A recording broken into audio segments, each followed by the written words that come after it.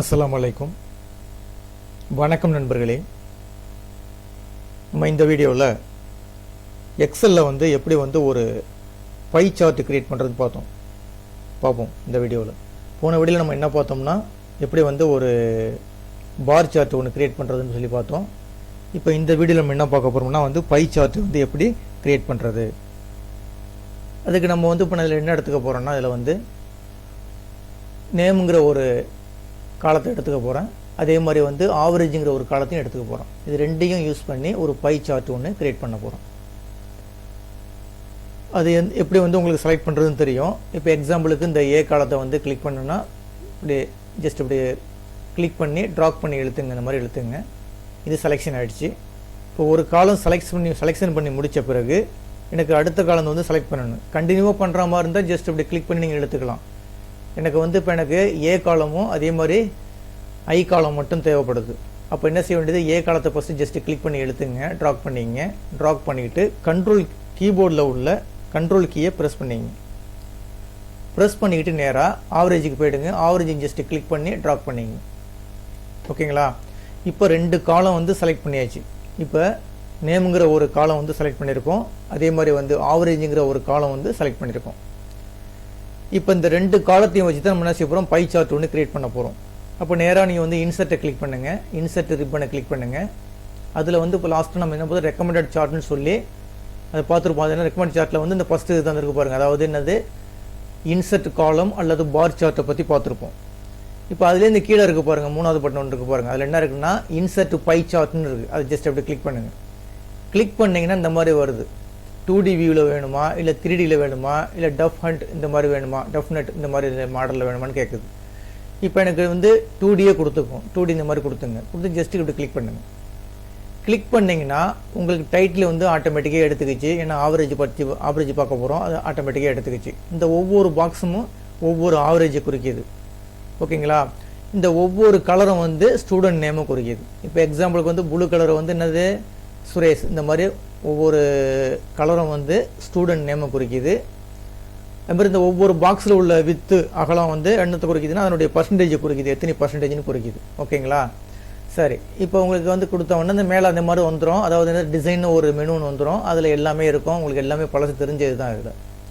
இதில் நம்ம என்ன மாற்ற போகிறோம்னா, இப்போ எனக்கு இந்த இடத்துல மார்க்ஸ், அதாவது எத்தனை பர்சன்டேஜும் தூக்கி போடணும். இப்போ கர்சரை கொண்டு வச்சிங்கன்னா கரெக்டாக சொல்லுது. சுரேஷ் ஆவரேஜ் எவ்வளோ சொல்லுது, 45% சொல்லுது ஆவரேஜ். ஓகேங்களா? அதே மாதிரி இந்த இடத்துல கடலில் எல்லோவில் வச்சோம்னா என்ன சொல்லுது, ஆவரேஜ் அப்துலுடைய ஆவரேஜ் 51.6ன்னு சொல்லுது.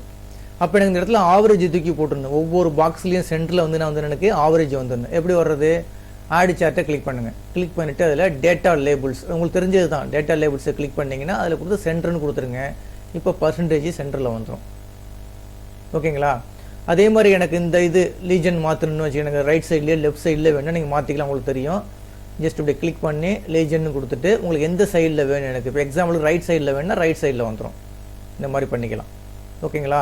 வேறு ஒன்றும் கிடையாது. இதில் குயிக் லே அவுட்டு, வேறு ஏதாச்சும் லே அவுட்டு மாற்றுறதுனா மாற்றிங்க. இந்த மாதிரிலாம் மாற்றி பார்க்கலாம். ஸ்டைலு வேறு ஒரு ஸ்டைல் வச்சுருக்காங்க. எந்த ஸ்டைல் வேணுமோ அதை ஜஸ்ட் கிளிக் பண்ணிங்கன்னா உங்களுக்கு இந்த மாதிரிலாம் மாற்றி பார்க்கலாம். ஓகேங்களா? இது பாருங்கள், ரெண்டுமே வந்துருச்சு. என்ன வந்துருச்சு, அதாவது அந்த ஸ்டூடெண்ட் நேமும் வந்துருச்சு, பக்கத்தில் ஆவரேஜும் வந்துருச்சு. இந்த மாதிரிலாம் மாற்றிக்கலாம். அதுமாதிரி கலர் சேஞ்ச் பண்ணுறது உங்களுக்கு தெரியும். என்ன கலர் கிளிக் பண்ணுறீங்களோ ஆட்டோமேட்டிக்காக அது மாறும். அது உங்களுக்கு தெரியும். இங்கே சில டிசைன்லாம் கொடுத்துருக்காங்க, மாடல்லாம் கொடுத்துருக்காங்க. எந்த மாடல் வேணுமோ அதை போய் ஜஸ்ட் கிளிக் பண்ணிங்கன்னா உங்களுக்கு இங்கே வந்துடும். அதே மாதிரி இந்த சுவிட்ச் ரோ காலம் சொல்லி மாற்றி கிளிக் பண்ணிங்கன்னா வேறு மெத்தடில் வந்துடும். திருப்பி ஒன்று ட்ரிப் கிளிக் பண்ணிங்கன்னா நம்ம ஆர்டினரி மெத்தட் என்ன இருந்துச்சோ அந்த மெத்தட் இங்கே ஆட்டோமேட்டிக்காக வந்துடும். அதே மாதிரி செலக்ட் டேட்டா, நம்ம டேட்டா என்ன செய்யலாம், தேவையில்லைன்னா டெலிட் பண்ணிக்கலாம், வேணா ஆட் பண்ணிக்கலாம். ஆல்ரெடி சொல்லியிருக்கேன். ஜஸ்ட் ஆட் கிளிக் பண்ணிவிட்டு உங்களுக்கு இப்போ எனக்கு இன்னொரு டேட்டா வேணும். இப்போ எக்ஸாம்பிளுக்கு எனக்கு டோட்டல் வேணும்னா இந்த இடத்துல டோட்டல்னு கொடுத்துருங்க.